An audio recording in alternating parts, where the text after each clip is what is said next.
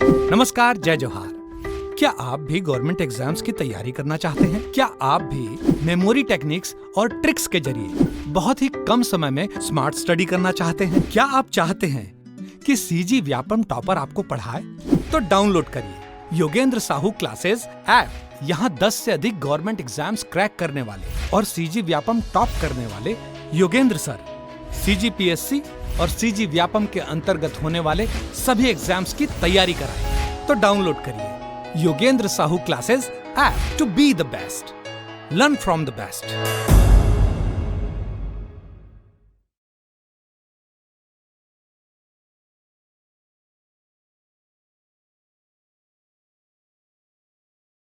आज के इस वीडियो में हम लोग इकोनॉमिक सर्वे कवर करेंगे। लेटेस्ट यानी कि जो 23-24 का पार्ट है वो हम लोग कवर करेंगे और यही आपके पीएससी के एग्जाम में पूछा जाना है। इसके बाद जो इकोनॉमिक सर्वे का डेटा आएगा उससे पहले ही हमारा एग्जाम कंडक्ट हो जा रहेगा, तो वो इकोनॉमिक सर्वे हमारा कोई काम का नहीं है। अभी जो वर्तमान में आर्थिक सर्वेक्षण के डेटा हैं इन्हीं को आपको याद रखना है। और आप सभी जानते हैं कि इकोनॉमिक सर्वे सीजीपीएससी प्री के एग्जाम के लिए कितना महत्वपूर्ण है, बहुत बड़ी भूमिका ये अदा करता है। लेकिन समस्या ये आती है कि इतने सारे डेटा याद नहीं होते हैं। दुनिया भर के डेटा ही डेटा है और एक एक फिगर को भी याद रखना होता है। तो उपाय इसका ये है कि हम जितने इंपॉर्टेंट चीज़ें हैं जो सिर्फ और सिर्फ एग्जाम में पूछे जाते हैं, ज़्यादा महत्वपूर्ण है, सिर्फ उन्हीं को देखेंगे। जो नए बच्चे होते हैं उनको समझ नहीं आता कि क्या इंपॉर्टेंट है क्या नहीं, तो उसके लिए आपको चिंता करने की जरूरत नहीं है। ये पूरा आर्थिक सर्वेक्षण का निचोड़ है। इतना कम से कम आपको करना ही करना है। बहुत वीवीआईएमपी पॉइंट्स लेकर आए हैं। इसके बाद आपको इच्छा जाहिर हो तो अगला पढ़ लें, बट पहले इतना कम से कम आपको देखना ही है। समझ आ रही बात? चलिए, आर्थिक सर्वेक्षण इकोनॉमिक सर्वे ये हम देखेंगे। और सबसे पहला सवाल जो आपका रहेगा कि सर इसका पीडीएफ कहाँ मिलेगा, तो पीडीएफ आपको मिलेगा टेलीग्राम चैनल में। पीडीएफ मिलेगा टेलीग्राम चैनल में, और टेलीग्राम चैनल है योगेंद्र साहू क्लासेस के नाम से। योगेंद्र साहू ऑनलाइन क्लासेस के नाम से टेलीग्राम चैनल में जाएंगे, ये पीडीएफ आपको वहां देखने को मिल जाएगा। समझ आ रही बात? चलो स्टार्ट करते हैं। छत्तीस आर्थिक विकास दर। सबसे पहले ये समझेंगे कि ये growth rate, economic growth rate या आर्थिक विकास दर होता क्या है। मान के चलिए जीडीपी। अब ये जीडीपी जीएनपी क्या है इसको एक्सप्लेन नहीं कर रहा हूं, हम सिर्फ डेटा पे बात करेंगे। एक्सप्लेन करने के लिए इकोनॉमिक्स पढ़ना पड़ेगा आपको। जीडीपी मान के चलो पिछले साल था 100 रुपए, अब इस साल जीडीपी हो गया 110 रुपए। तो ये जो 100 से 10 रुपए बढ़ा, लगभग 10%, तो ये 10% को ही मैं इकोनॉमिक ग्रोथ रेट बोलता हूं, आर्थिक विकास दर बोलता हूं। ठीक, तो आर्थिक विकास दर बहुत ही इंपॉर्टेंट पॉइंट है जो पूछा जाता है एग्जाम में, तो ध्यान रखेंगे। ये जो जीडीपी का इकोनॉमिक ग्रोथ रेट है, स्थिर कीमतों पर दो डेटा आपको देखने को मिलेंगे। एक होता है स्थिर कीमत पर और एक होता है चालू कीमत पर या मार्केट प्राइस पर। ठीक है, तो ध्यान रखना, प्रचलित मूल्य या चालू मूल्य। तो प्रचलित मूल्य पर और स्थिर मूल्य पर दो अलग अलग डेटा हैं। अब इसमें हमको स्थिर मूल्य पर ज्यादा चीजें याद रखनी पड़ती, तो कहाँ पे स्थिर है कहाँ पे प्रचलित है वो मैं बताते चलूंगा, आप बस ध्यान से सुनेंगे। तो एक डेटा याद रखना 6, 7, 8, 6, 7, 8 का डेटा याद रखेंगे। 6, 7, 8, पहले ये 6, 7, 8 का डेटा आप याद कर लेंगे 6 से। उसके बाद प्रयास करेंगे अगला पॉइंट वाला भी डेटा याद हो आपको। 6, 7, 8, 6 मतलब 6.56, 7 मतलब 7.32 और 8 मतलब 8.93%। तो ध्यान रखिए 6.56 क्या है, ये छत्तीसगढ़ का कुल आर्थिक विकास दर है। किसका है? छत्तीसगढ़ का है। लेकिन किस पर? स्थिर कीमतों पर। किस पर? स्थिर कीमतों पर। ठीक, ध्यान रहेगा। फिर ये 7 क्या है? 7.32, ये जो है भारत का है, इंडिया का, भारत का है। और किसका? स्थिर का। लेकिन कभी अगर आपको स्थिर ना देकर प्रचलित पूछ दे, प्रचलित दर पूछ दे, तो आप क्या लेंगे? 8.93। ये केवल छत्तीसगढ़ का है। इस पर? प्रचलित मूल्य पर। प्रचलित मूल्य पर ध्यान रहेगी बात। तो 6, 7, 8 का फिगर याद करना, मैं याद कराते चल रहा हूँ, बार बार रिपीट कराते चल रहा हूँ, आप इसको ध्यान देंगे। 6, 7, 8, 6 मतलब 6.56, 7 मतलब 7.32, 8 मतलब 8.93। ये छत्तीसगढ़ का स्थिर कीमत पर, ये भारत का स्थिर कीमत पर, और छत्तीसगढ़ का प्रचलित कीमत पर 8.93। सर बोले भारत का भी प्रचलित वाला बता दो। मैं यही बोला, जो इंपॉर्टेंट है हम सिर्फ वही देखेंगे, अननेसेसरी चीज नहीं देखेंगे। तो पहले कम से कम इतना आप याद रखें, उसके बाद आपको इच्छा होता है तो फिर इकोनॉमिक सर्वे का वेबसाइट से ही आप डाउनलोड करके पूरा पढ़ लेंगे। ठीक, याद रहेगा छत्तीसगढ़ कुल आर्थिक विकास दर कितना? 6.56%। बट भारत का देखें तो 7.32%, तो भारत से कम है। छत्तीसगढ़ आर्थिक विकास दर प्रचलित मूल्य पर कितना है? 8.93% है। आगे देखते हैं, छत्तीसगढ़ का आर्थिक विकास दर विगत 5 वर्षों में कितना रहा है? विगत 5 वर्षों में। ठीक, तो विगत 5 वर्षों में हम इसको देखेंगे डेटा, जो भी पहले 5 साल में सबसे ज्यादा है बोले सर सबसे ज्यादा मतलब क्या? अभी हम छत्तीसगढ़ का कितना पढ़े, 6.56% लगभग पढ़ रहे हैं। तो ऐसे छत्तीसगढ़ का कब ज्यादा प्रतिशत रहा पिछले 5 सालों में देखा जाए? देखो सबसे ज्यादा 11 वाला मिल रहा है, सबसे कम माइनस में चले गया, मतलब ग्रोथ होने के बजाय और नीचे चले गया। तो याद रखना, आर्थिक विकास दर पिछले 5 सालों में सबसे ज्यादा कब रहा?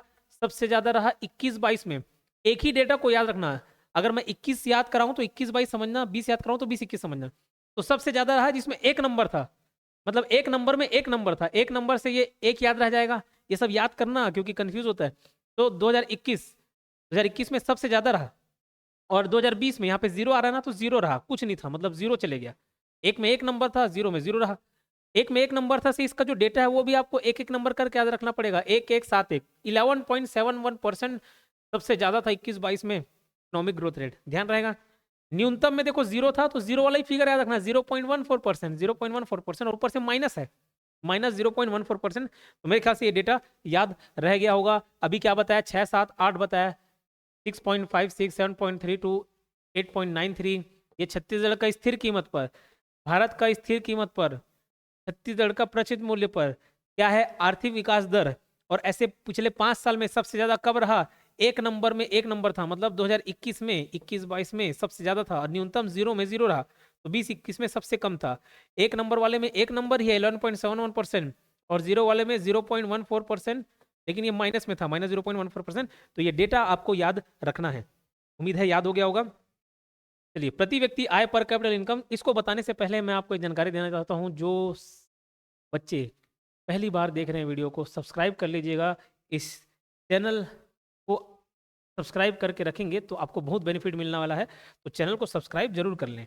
और हाँ, टेलीग्राम चैनल पे हमारा व्हाट्सएप चैनल का भी लिंक डलेगा, उसमें भी आप जुड़ेंगे। साथ ही साथ मैं ये बताना चाहता हूँ कि जो भी पीएससी की तैयारी कर रहा है, उसके लिए अगर कोर्स की हम बात करें तो full CG Vyapam plus CGPSC pre का कोर्स अवेलेबल है, वो आप परचेस कर सकते हैं, full CG Vyapam plus CGPSC pre का। और जो बच्चे पहले थोड़ी बहुत तैयारी कर चुके हैं और टेस्ट सीरीज खोजते हैं, तो टेस्ट सीरीज 3 प्रकार के टेस्ट सीरीज मैं बताना चाहूंगा, और ये इंसिस्ट करूंगा कि आप परचेस करें। ध्यान रखिएगा, कोर्स में अभी चाहे न्यू ईयर आए या अभी आपका रिसेंटली 25 दिसंबर क्रिसमस डे आए, इसमें विशेष ऑफर है, विशेष छूट है। और ये हमारी तरफ से नहीं होता है, ये जो एप्लीकेशन वाली कंपनी है उन्हीं की तरफ से प्रोवाइड कराया जाता है लिमिटेड बच्चों के लिए। तो 20 बच्चों के लिए ऑफर है, तो आप लोग इस ऑफर का जरूर लाभ उठाएं। हम भी ये चाहते हैं कि ज़्यादा से ज़्यादा बच्चे हमारे से जुड़कर लाभ उठाएं, तो ये कोर्स जरूर जाके परचेस करें। ठीक, टेस्ट सीरीज में एक है सीजीपीएससी प्री का टेस्ट सीरीज, उसके अलावा छत्तीसगढ़ जीके का टेस्ट सीरीज है, छत्तीसगढ़ जीके का, और एक है करंट अफेयर का। सीजीपीएससी प्री और छत्तीसगढ़ जीके का जो टेस्ट सीरीज है, इसमें वीडियो एक्सप्लेनेशन भी आपको देखने को मिलेंगे। वीडियो एक्सप्लेनेशन मतलब एक में आकाश सर और एक में मनीष सर ने पूरा एक्सप्लेनेशन के साथ सारे क्वेश्चंस को भी समझाया हुआ है। जो करंट अफेयर्स का टेस्ट सीरीज है, इसमें एक्सप्लेनेशन नहीं है, टोटल 1000 क्वेश्चन मिलेंगे, 500 छत्तीसगढ़ का, 500 इंडिया जीके का, इंडिया करंट अफेयर। तो टेस्ट सीरीज भी आप जरूर परचेस करेंगे। अब बात करते हैं प्रति व्यक्ति आय की, पर कैपिटल इनकम। सबसे पहले पर कैपिटल इनकम का फॉर्मूला क्या होता है? पीसीआई, प्रति व्यक्ति आय का। तो ध्यान रखेंगे, national income upon total population, ना कि working population. National income upon total population, राष्ट्रीय आय बटे कुल जनसंख्या। अब ध्यान रखेंगे, ये ज्यादातर प्रचलित मूल्य पर पूछा जाता है। तो कौन सा डेटा स्थिर मूल्य पर पूछा जाता है, कौन सा प्रचलित मूल्य पर, ये मैं आपको बताते चल रहा हूं। आप उसी डेटा को याद रखेंगे, ज्यादा अच्छा रहेगा। अभी ऊपर स्थिर कीमतों को इंपॉर्टेंट बताया, लेकिन जो प्रति व्यक्ति आय है ना, प्रत से प्रति, प से प्रचलित, ये प्रचलित मूल्य पर ही आपको याद करना होगा, क्योंकि यही ज्यादा पूछा जाता है।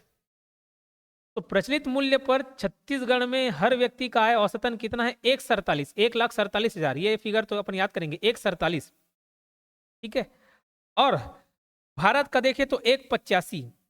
अगर छत्तीसगढ़ का हम स्थिर मूल्य पर याद कर ले, भारत वाला याद नहीं रखना है, छत्तीसगढ़ के स्थिर मूल्य पर याद कर ले तो 1,5, 1,47, 1,85, 1,5, 1,47, 1,85, 1,5, 1,47, 1,85, 1,5। वो पुष्पा मूवी में एक गाना है ना, दम है तो रोक के दिखा शेखावत, दम है तो रोक के दिखा शेखावत, बस वैसे ही इसको राइम कर देना, 1,47, 1,85, 1,5, काम बन जाएगा। अब देखो, ये तो ओरिजिनल इनकम हो गया 1,47,361, मतलब एक व्यक्ति कितना कमा रहा है भैया? आप कमा रहे हो 1,47,361। ये जो कमा रहा है उसकी वजह से एवरेज करके हमारे हिस्से में भी आता है। प्रचलित मूल्य पर 1,47,361, भारत में देखें 1,85,854, और स्थिर मूल्य पर छत्तीसगढ़ में देखें तो 1,5। अब अगर इसका प्रतिशत पूछ दिया जाए कि विगत वर्ष की तुलना में कितना वृद्धि हुआ, तो वृद्धि याद रखना कितना हो, तो 1.47 में 7 आ रहा ना, तो यहाँ पे भी फिगर 7 का है 7.31। 1.5 में ये 5 आ रहा है तो 5.36%, ये भी उतना ही है। इसमें 1.85 में 7.9% है, मतलब लगभग राउंड फिगर है, तो ये 8 से रिलेट भी कर सकते हो। ठीक, तो याद रहेगा प्रचलित मूल्य पर देखा जाए प्रति व्यक्ति आय 1.47,361, भारत का 1.85,854, स्थिर मूल्य पर 1.5,973, प्रतिशत की बात करें ये 7.31%, ये 7.9%, और स्थिर मूल्य पर 5.36%। क्या क्या याद रखेंगे? 1.47, 1.85, 1.5, ये लाख में है और ये हजार में। जब ये याद हो जाए तो आगे का डेटा आप याद कर लेंगे। छत्तीसगढ़ का प्रचलित पर, भारत का प्रचलित पर, छत्तीसगढ़ का स्थिर पर। प्रतिशत की बात करें तो ये 47 से 7% समथिंग है, 1.50 ये 7.3 है, 7.9 है, 1.5 में ये 5 है, 5.36%, 5.36%। तो ये डेटा भी याद करते चलना, मैं 2 बार 3 बार 4 बार रिपीट कर इसीलिए बता रहा हूँ ताकि आपको याद हो जाए। ठीक, और ये सेशन कैसा लगा ये मुझे कमेंट बॉक्स में जरूर बताइएगा, ताकि मैं और आगे इस पर वीडियो लेकर आ सकूँ। अगर आप बोलेंगे कि इसके एमसीक्यूज भी करा दो तो एमसीक्यूज भी करा दूंगा। फिलहाल हम थ्योरी का वीडियो डाल रहे हैं, एमसीक्यू भी आप देखेंगे तो बहुत लाभ मिलेगा। साथ ही साथ छत्तीसगढ़ के और इंडियन करंट अफेयर्स के एमसीक्यूज हम टॉप 50, टॉप 100, टॉप 70 के रूप में लेकर आते हैं। इन क्वेश्चंस को आप जरूर देखें, वीडियोस डला हुआ है, अलग से प्लेलिस्ट भी बना हुआ है, तो आप पढ़ेंगे बहुत लाभ मिलेगा, और सारा पीडीएफ आपको टेलीग्राम चैनल में मिल जाएगा। अब देखते हैं जीएसडीपी में। जीडीपी का फुल फॉर्म होता है ग्रॉस डोमेस्टिक प्रोडक्ट। जीडीपी का फुल फॉर्म होता है ग्रॉस डोमेस्टिक प्रोडक्ट। जीएसडीपी मतलब ग्रॉस स्टेट डोमेस्टिक प्रोडक्ट। तो ग्रॉस स्टेट डोमेस्टिक प्रोडक्ट कहने का तात्पर्य है ये किसी स्टेट के बारे में बात करता है। जीडीपी मतलब पूरे देश के बारे में बात कर रहे हैं, जीएसडीपी बोले तो छत्तीसगढ़ की बात कर रहे हैं। तो आपको मालूम है कि 3 सेक्टर होते हैं, कृषि, उद्योग और सेवा। ये प्राइमरी सेक्टर, प्राइमरी, ये सेकेंडरी, और ये टर्शरी सेवा क्षेत्र। तो 3 क्षेत्र होते हैं, कृषि, उद्योग और सेवा। तो ध्यान रखना जीएसडीपी में क्षेत्रवार भागीदारी ओवरऑल अगर हम इसमें ब्रेक डाउन करें कि जीएसडीपी में अगर 100% योगदान है तो 100% में कृषि का कितना, उद्योग का कितना, सेवा का कितना, ये पूछा जाता है। और साथ ही साथ पिछले वर्ष की तुलना में इस साल कितने प्रतिशत की वृद्धि हुई ये भी पूछा जाता है। तो अब ध्यान रखना, हम छत्तीसगढ़ और भारत दोनों का डेटा कंपेयर करते हुए पढ़ेंगे, बट इंपॉर्टेंट हमारे लिए छत्तीसगढ़ का डेटा ज्यादा इंपॉर्टेंट है, इसको ध्यान रखेंगे। सिंपल से रखना 15, 53, 31, क्या 15, 53, 31, 15, 53, 31। खास बात यह है कि भारत में देखा जाए तो जीडीपी में सबसे ज्यादा योगदान सेवा क्षेत्र का होता है। भारत में देखें तो जीडीपी में सबसे ज्यादा योगदान सेवा क्षेत्र का होता है। लेकिन अगर हम छत्तीसगढ़ का बात करें तो छत्तीसगढ़ में उद्योग ज्यादा भागीदारी दे रहा है। कितना परसेंट? 53% दे रहा है। तो ये सवाल पूछे जा सकते हैं, सबसे ज्यादा भागीदारी किसकी है? उद्योग क्षेत्र की है, सेकेंडरी की है। ध्यान रखेंगे इस बात को। तो 15, 53, 31, 15, 53, 31 ये डेटा याद रखेंगे। ये प्राइमरी सेक्टर, ये सेकेंडरी और ये टर्शरी। तो 15, 53, 31 ये याद होने के बाद दशमलव को याद करने का प्रयास करेंगे। ठीक है, तो दशमलव वाला कितना है? 15.32, 53.50, 31.19, 15, 32, 53, 50, 31.19, 15, 32, 53, 50, 31.19 ये कृषि, उद्योग और सेवा का स्थिर मूल्य में प्रतिशत है भागीदारी। क्लियर? अब अगर देखें कि पिछले साल की तुलना में इस साल कितना ग्रोथ हुआ, पिछले साल की तुलना में इस साल कितना ग्रोथ हुआ, तो प्रतिशत के हिसाब से अगर हम देखें तो देखो 3, 5, 7 ये हर 2 गैप है, ये रहता है ना 3, 5, 7, 3, 5, 7 समय। लेकिन हमारे में तो देखो सेवा क्षेत्र में थोड़ा सा कम है उद्योग के मुकाबले। तो इस डेटा को 3, 5, 7 ना करके 3, 7, 5, 3, 7, 5 कर लेना। 3, 7, 5, 3.23%, 7.13%, 5.02%, 3.23%, 7.13%, 5.02%, ये इसका एक्चुअल डेटा है। अब आपके मन में लग रहा होगा सर एक बार देख रहा हूँ कुछ नहीं घुसा दिमाग में, सिर्फ आप बोल रहे हो मैं सुन रहा हूँ, याद कुछ नहीं हो रहा है। तो एक बात आप समझिएगा, ये जो डेटाज होते हैं ये याद एक बार में नहीं होंगे, बार बार 3 बार 4 बार 5 बार 6 बार ऐसे पढ़ेंगे ना, ऑटोमेटिक आपके जबान से निकलेगा वो पॉइंट। ठीक, कोई भी चीज, कोई भी वर्ड, कोई भी डेटा आपको इसी तरीके से याद रहता है जब आप उसको बार बार पढ़ें, बार बार उसका नाम सुने। समझ आ रही बात? तो ये डेट याद रखेंगे, डेटा याद रखेंगे 3, 7, 5, 3.23, 7.13 और 5.02%। वहीं भारत की हम बात करें तो इसका डेटा है 14, 30, 54, 14, 30, 54, 14, 30, 54, 14, 30, 54, 14.41, 30.97 और 54.62%। इसको डेटा याद रख लेंगे। और अगर वृद्धि की बात करें तो केवल और केवल कृषि वाला याद कर लेना, इसको उतना नहीं पूछा जाएगा, बट ठीक है, अगर याद करने की इच्छा हो तो कर लेना। एक साथ साथ है 1.82%, 7.93% और 7.72%, 1.82%, 7.93 और 7.72। अब यहाँ एक विशेष बात बताता हूं मैं, कंपेयर कर करके। भारत की दृष्टि से देखा जाए तो सेवा क्षेत्र में सबसे ज्यादा योगदान हुआ जीडीपी में, लेकिन अगर छत्तीसगढ़ में देखें तो उद्योग में सबसे ज्यादा योगदान हुआ है। क्लियर। अगर वृद्धि देखें, वृद्धि की बात करें तो ध्यान रखना, छत्तीसगढ़ भारत के मुकाबले पीछे है किसमें? सेवा के क्षेत्र में, जहां यहाँ 7.72% का ग्रोथ हुआ है पिछले साल की तुलना में, सेवा में केवल 5.02% का है, कम है। ठीक। जहां उद्योग में भारत ने 7.93% का ग्रोथ किया है पिछले साल के मुकाबले में, यहाँ पे 7.13% है, ये भी कम है, थोड़ा सा कम है, लेकिन कम तो है ही। लेकिन जो कृषि क्षेत्र है, प्राथमिक क्षेत्र है, वहां पे भारत किया है 1.82% और छत्तीसगढ़ ने किया है 3.23%।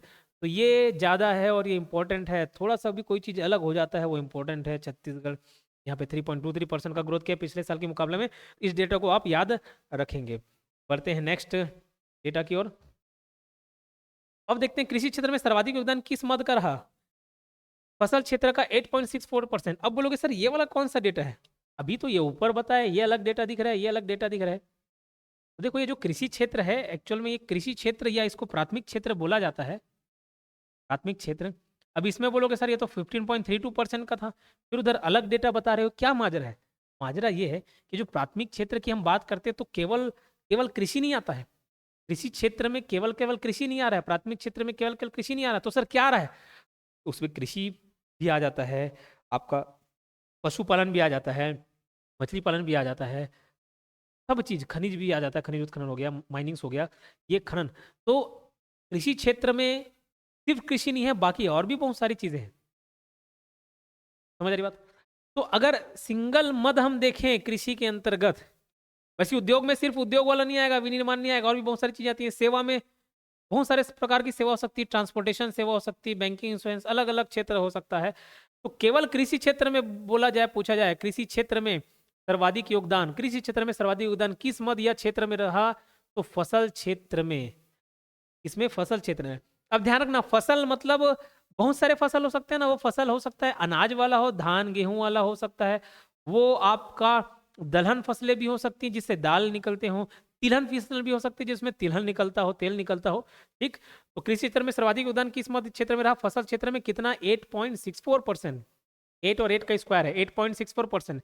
याद रहेगा, कृषि क्षेत्र में सर्वाधिक योगदान किस मध्य में रहा? फसल क्षेत्र 8.64%। ठीक, क्लियर? चलिए, औद्योगिक क्षेत्र में सर्वाधिक योगदान किस मद में रहा? तो जैसे कृषि में देख रहे हैं, वैसे औद्योगिक में विनिर्माण क्षेत्र 21.19%, और ये सबसे ज्यादा देखो 21.919%। सेवा क्षेत्र में सर्वाधिक योगदान किस मद या क्षेत्र में रहा? स्थावर संपदा में 6.91%।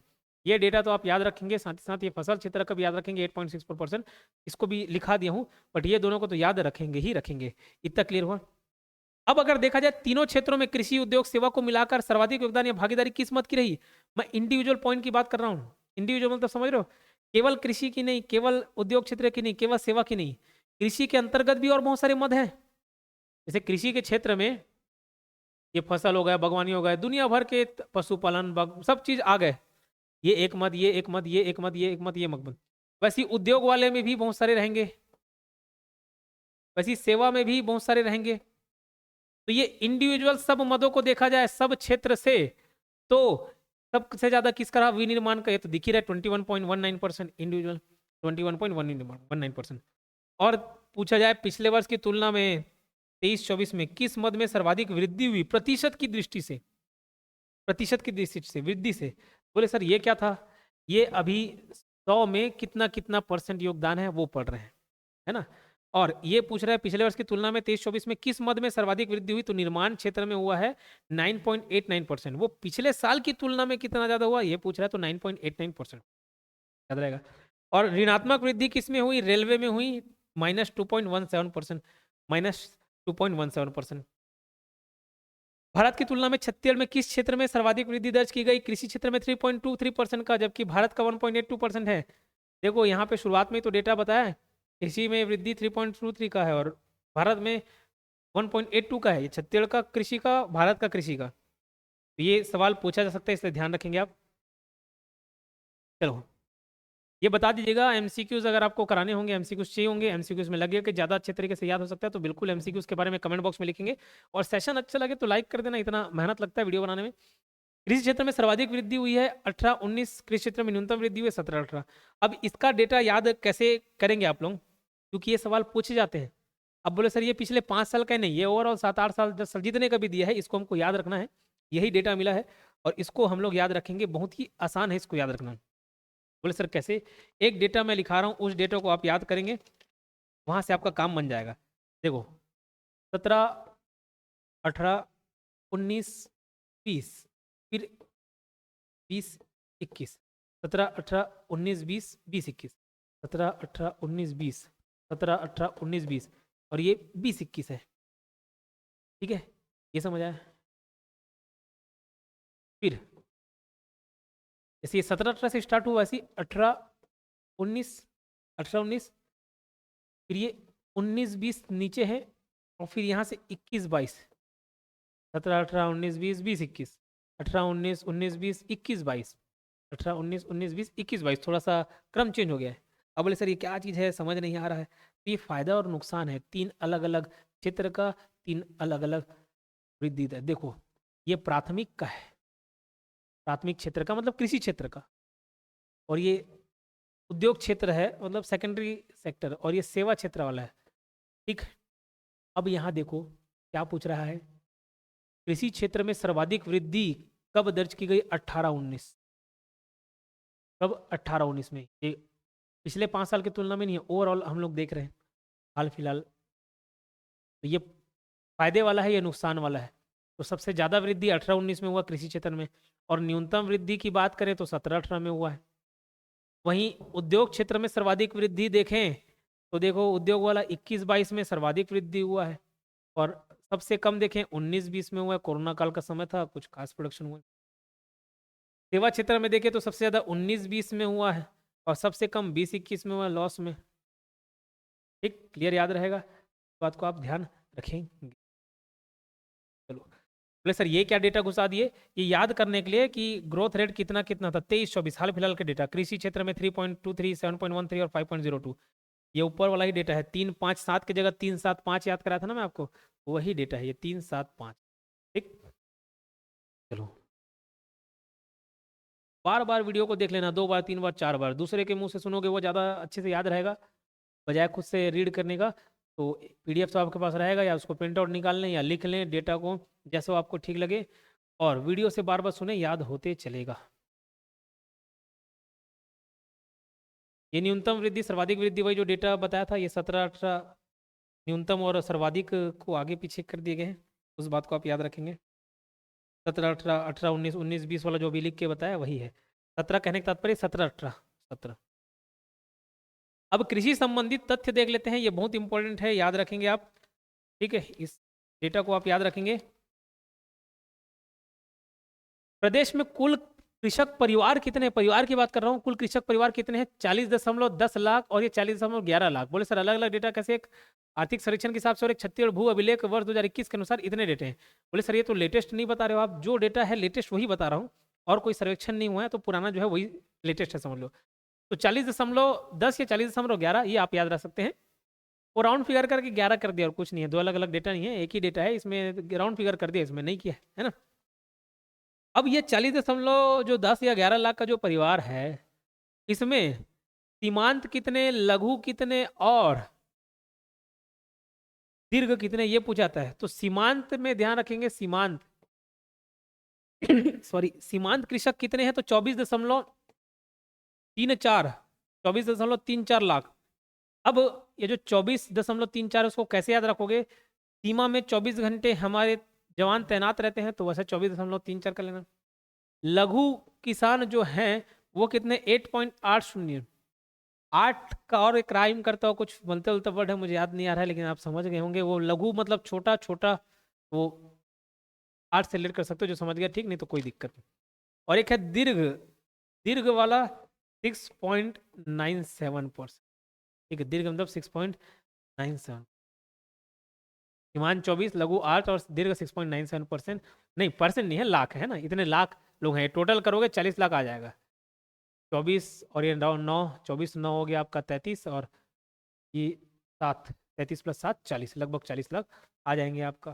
ठीक है, तो लघु एवं सीमांत कृषक 82% है कुल मिला के। 24.34 तो सीमांत हो गया, और लघु का 8.80, ये दोनों जोड़ के आपका 82% का हिस्सा है लघु एवं सीमांत कृषक। कितने? 82% आते हैं। छत्तीसगढ़ में जैविक खेती योजना कब से प्रारंभ हुई? छत्तीसगढ़ में जैविक खेती योजना प्रारंभ हुई है 2014 से। ठीक है, छत्तीसगढ़ में जैविक खेती योजना कब से चालू है? 2014। और केंद्रीय परंपरागत कृषि विकास योजना कब से चालू हुई है? 2016 से। छत्तीसगढ़ के 5 पूर्ण जैविक जिले, बहुत इंपॉर्टेंट है, याद रखेंगे। ये छत्तीसगढ़ का मैप अगर मैं बनाऊं तो ये एक गरियाबंद, ये वाला क्षेत्र है गरियाबंद, और नीचे के 4 क्षेत्र हैं सुकमा, बीजापुर, दंतेवाड़ा, नारायणपुर और गरियाबंद। इसको 5 जिले को याद करने का एक तरीका ये है, सब दानी गोरे हैं। सब दानी क्या है? गोरे हैं। तो सब से स से सुकमा, बीजापुर, ब से, द से दंतेवाड़ा, नी से नारायणपुर, गोरे से याद रखना गरियाबंद। तो छत्तीसगढ़ के 5 पूर्ण जैविक जिले याद रखेंगे, सुकमा, बीजापुर, दंतेवाड़ा, नारायणपुर और गरियाबंद याद रहेगा। अब देखते हैं छत्तीसगढ़ में फसलों का क्षेत्र, हेक्टेयर में बात करें, फसलों का कितना क्षेत्र है। उत्पादन की बात नहीं कर रहा हूं, केवल क्षेत्र में कितना बोया गया। बोया जाना और उत्पादन होना दोनों अलग अलग चीजें हैं। तो क्षेत्र के हिसाब से देखा जाए, क्षेत्रफल के हिसाब से हेक्टेयर में, तो सबसे ज्यादा धान है, फिर चना है, फिर लाख / तिवरा, फिर गेहूं, फिर मक्का। धान, फिर चना, फिर लाख, तिवरा और गेहूं, फिर मक्का। लेकिन अगर मैं छत्तीसगढ़ में फसलों का उत्पादन देखूं, 1000 टन की बात करें, तो सबसे ज्यादा धान, फिर यहाँ चेंज हो जाता है, धान दोनों में है। फसलों का क्षेत्रफल के हिसाब से भी धान ज्यादा है और उत्पादन के हिसाब से भी धान ज्यादा है। लेकिन सेकंड नंबर जो है वो चेंज हो जाता है। सेकंड नंबर यहाँ पे चना था, ये चना खिसक के थर्ड नंबर पे पहुंच जाता है उत्पादन में। मक्का सेकंड पोजीशन पे आ जाता है। धान, मक्का, चना, यहाँ धान चना लाख है, धान मक्का चना याद रहेगा, फिर गेहूं, फिर लाख और तिवरा है, ध्यान रहेगी बात। चलो, कुल बोया गया क्षेत्रफल कितना है? तो 57.03 लाख हेक्टेयर, 57.03 लाख हेक्टेयर क्षेत्रफल था जो बोया गया। सर्वाधिक बोया गया क्षेत्रफल अगर हम जिला देखें, जिले के हिसाब से सर्वाधिक राजनांदगांव में है और सबसे कम नारायणपुर में है। ठीक, छत्तीसगढ़ में किस अनाज का सर्वाधिक उत्पादन होता है?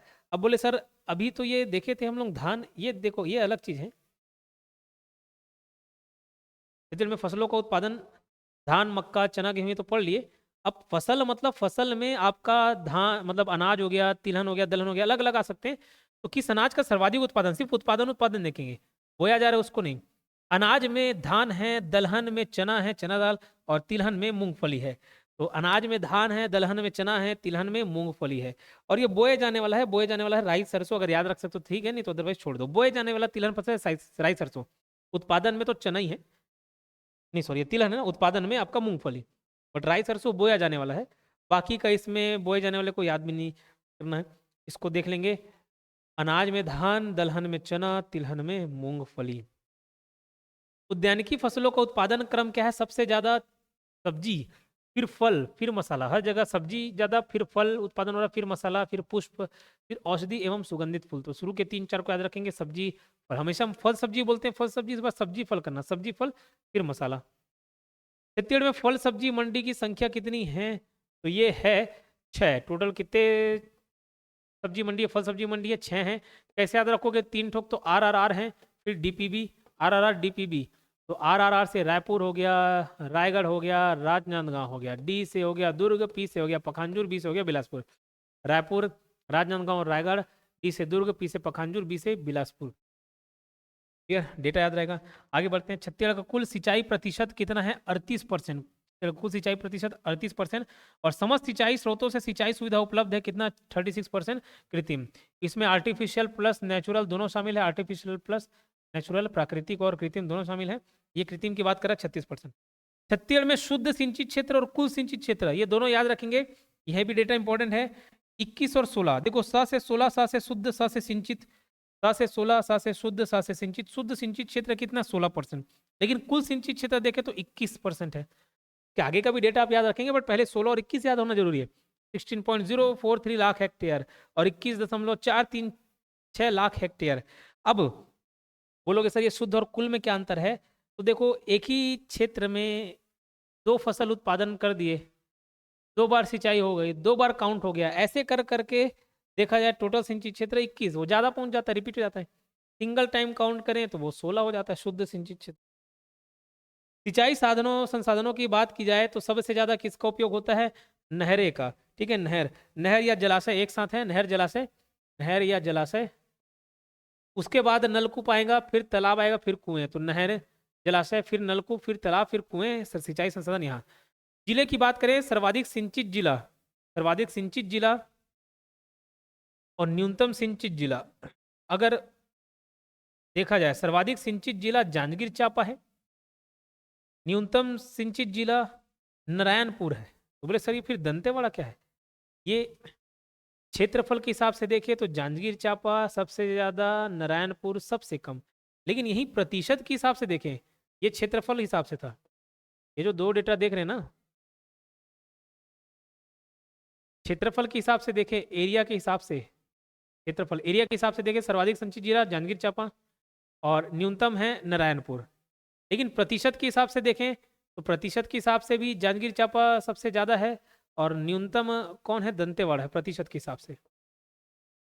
वही चीज़ यहाँ पे लिखा हुआ है, जांजगीर चांपा क्षेत्रफल प्लस प्रतिशत, दोनों मामले में जांजगीर चांपा ज़्यादा है और कम में नारायणपुर और दंतेवाड़ा। नारायणपुर क्षेत्रवार और दंतेवाड़ा प्रतिशत के मामले में पीछे।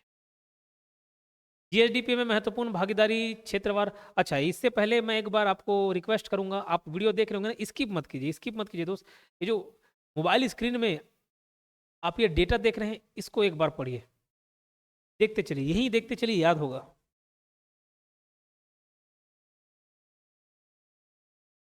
तुरंत देखते चलिए, याद आए, याद हो जाएगा आपको ये डेटा।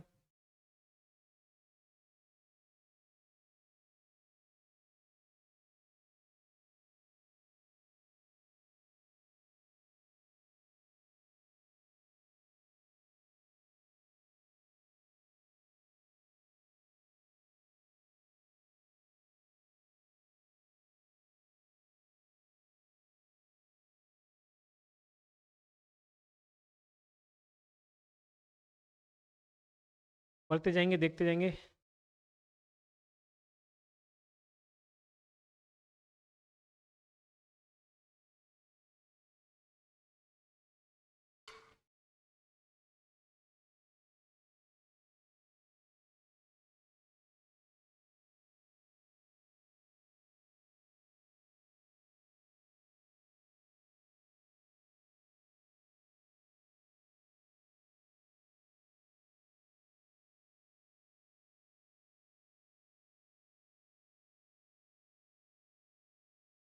इस डेटा को भी देख लीजिए, खुद से रिवीजन करिए, स्किप मत करिए वीडियो को।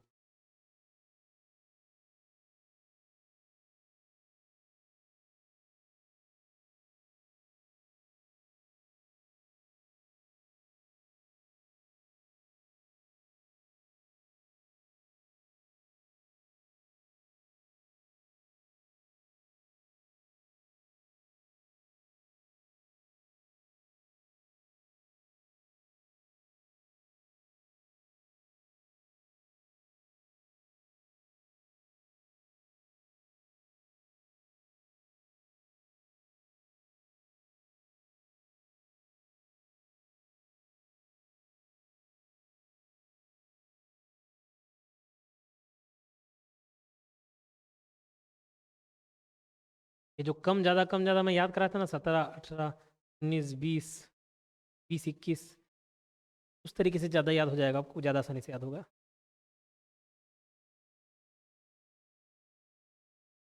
केवल 24.34 नहीं है उसमें, तो लघु के साथ साथ सीमांत दोनों को जोड़ेंगे तब जाके उतना आएगा, है ना? क्या बता दिया?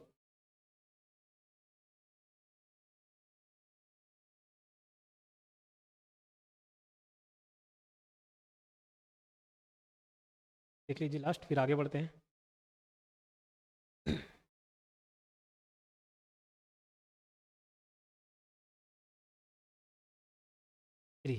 जीएसडीपी में महत्वपूर्ण भागीदारी क्षेत्रवार। अब अगर हम देखें, कुछ और इम्पोर्टेंट नोट्स हैं जो बच गए हैं। वानिकी का जीएसडीपी में भागीदारी, जीएसडीपी में भागीदारी 23-24 स्थिर भाव पर वानिकी का, तो 1 का 2 है, वानिकी मतलब 1 का 2 है, वानिकी का जीएसडीपी में भागीदारी कितना है 2, 1 का 2 है 2.88%। और अगर वृद्धि देखें पिछले साल की तुलना में तो 1.8%। वानिकी का जीएसडीपी में 1 का 2 मतलब 2.88% भागीदारी है। और स्थिर भाव कहीं डेटा में बता रहा हूँ, वृद्धि देखें तो 1.8% है।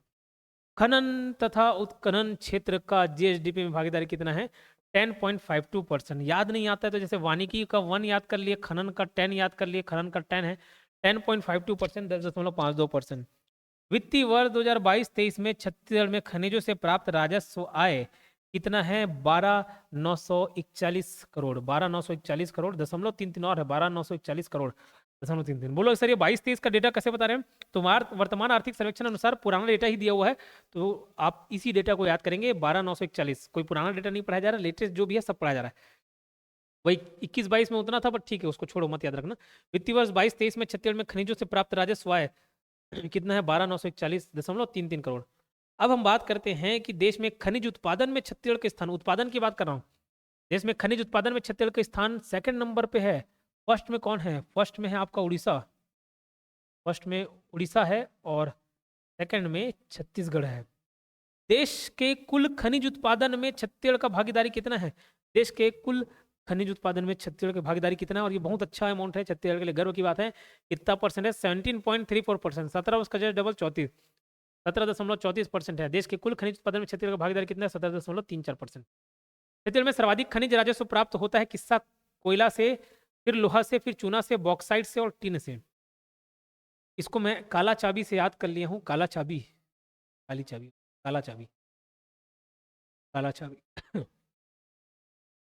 छत्तीसगढ़ में सर्वाधिक खनिज राजस्व प्राप्त होता है कहाँ से? कोयला, लोहा, चूना, बॉक्साइट। अब ये भी याद होना चाहिए कि काला चाबी भैया किसका ट्रिक है, तो काला चाबी, चाबी मतलब लोहा वाला ही बनेगा, ठीक। तो एक खनिज जैसा ही हो गया, समझ लो लोहा, कोयला, तो काला चाबी, तो काला क से कोयला, ल से लोहा, च से चूना और ब से बॉक्साइट। ये सबसे ज्यादा होता है कोयला से, उसके बाद दूसरे क्रम पे लोहा, फिर चूना, फिर बॉक्साइट, अंतिम है 5वां नंबर टिन। तो 3 के जगह हम 4 डेटा को याद रख रहे हैं, 4 क्रम को याद रख रहे हैं, क्योंकि जरूरी नहीं कि शुरू के 3 ही को पूछे, ये ग्रेटर देन स्मॉलर देन करते करते 4-5 ठो को पूछ देता है। कोयला उत्पादन में छत्तीसगढ़ कौन से नंबर पे है? याद रखेंगे सेकंड नंबर पर उत्पादन की बात कर रहा हूँ। ये देखिए, ये आपका इकोनॉमिक सर्वे का जितना भी निचोड़ था वो मैंने आपको बता दिया है। इकोनॉमिक सर्वे का जो निचोड़ है वो मैंने आपको दे दिया है। इसका भरपूर आप उपयोग करें और इसी में ही हम लोग एमसीक्यू भी लेकर आएंगे ताकि ज़्यादा से ज़्यादा आपकी तैयारी हो सके। चैनल को सब्सक्राइब करना ना भूलें और ये न्यू ईयर और 25 दिसंबर का क्रिसमस डे का ऑफर का लाभ उठाना ना भूलें। टेस्ट सीरीज पर विशेष ध्यान दीजिएगा, ये आपके तैयारी को और अच्छा कर देता है, 4 चांद लगा देता है, तो इस पे भी आप चूके नहीं। मिलते किसी और वीडियो में, धन्यवाद।